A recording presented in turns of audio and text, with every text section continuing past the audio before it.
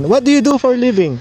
I'm a gym coach here in Spartan Martial Arts. Pakilala po kayo. Joms Alvarez from Philippines.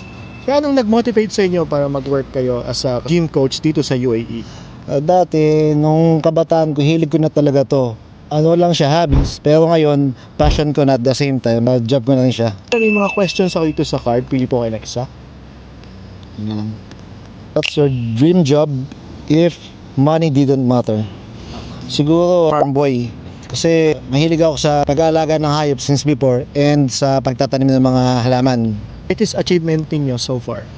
So far, dito sa achievement ko sa Coach Now, nabibili ko yung mga kailangan ng family ko, yung mga pangangailangan ko. Tapos, nakapagpuntang din ako ng mga need namin sa future. Lastly, anong piece of advice ang masabi ninyo sa mga younger generation?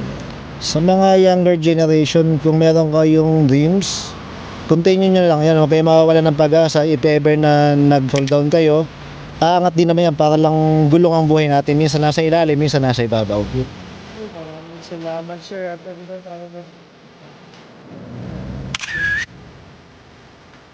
Maraming salamat po ulit.